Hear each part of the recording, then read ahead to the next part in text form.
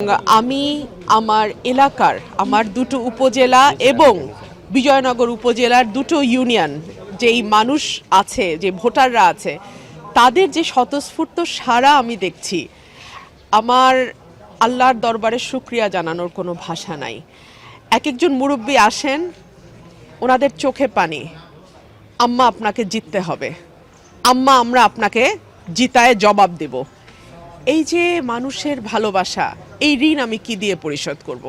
আমি শুধু আল্লাহর কাছে এইটাই দোয়া করি, ওনারা যেই স্বপ্ন এবং আশা নিয়ে আমাকে ভোট দেবেন, আল্লাহ যেন আমাকে সেই স্বপ্ন পূরণ করার তৌফিক দেন। আমাকে কেন রুমিনকে কি হলো, রুমিনেরটা কি হলো, কেন মনোনয়ন দেয়া হলো না, সেটা উনি হাসপাতালে যাবারও 2-3 দিন আগে উনি এই কথা বলেছিলেন।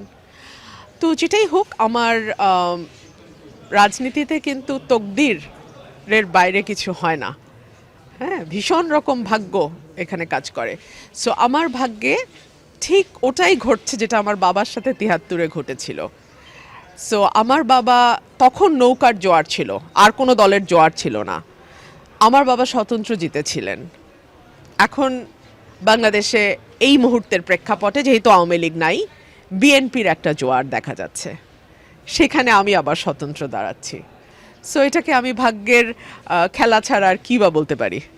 আমি বলেছি যদি কোনো বেইনসাফ হয়ে থাকে, যদি কোনো বেইনসাফ হয়ে থাকে, সেই বিচার আমি আমার ভোটারদের হাতে ছেড়ে দিলাম। আপনি কি বেইনসাফ মনে করেন কিনা? সেটা মানুষ কি বলে আপনি দেখেন, আমি কেন বলবো? মানুষ কি বলে দেখেন। একদম না। দলের যখন দুঃসময় ছিল তখন দেশনেত্রী বেগম খালেদা জিয়া নেতৃত্বে ছিলেন। তিনি আমাকে যেই দায়িত্ব দিয়েছেন সেটা অনেক সময়ই দেখা গেছে আমার বয়স এবং আমার রাজনৈতিক অভিজ্ঞতার চেয়ে অনেক বড়। সেই দায়িত্ব আমি অক্ষরে অক্ষরে পালন করার সর্বোচ্চ চেষ্টা করেছি, যেটার একটা রূপ আপনারা দেখেছেন যখন 2018 সালের সংসদে 19 সাল থেকে আমি জয়েন করি এবং সেখানে আমার ভূমিকা কী ছিল। দল যখন 22 সালের ডিসেম্বরে আমাকে পদত্যাগ করতে বলে, আমি এক মুহূর্ত চিন্তা করি নাই। যখন বলেছে, যেদিন বলেছে, তখনই আমি সেই মুহূর্তে পদত্যাগ করেছি। এরপরে দল যদি মনে করে নতুন নেতৃত্ব, তাকে আমি স্বাগত জানাই, যে আমার service is no longer required, that's okay, fine. সবাইকে আমি প্রতিপক্ষ মনে করি না, প্রত্যেকেই প্রতিদ্বন্দ্বী। আমরা একটা সুস্থ প্রতিদ্বন্দ্বিতার মধ্যে দিয়ে একটা সুস্থ রাজনৈতিক ধারা আনতে চাই।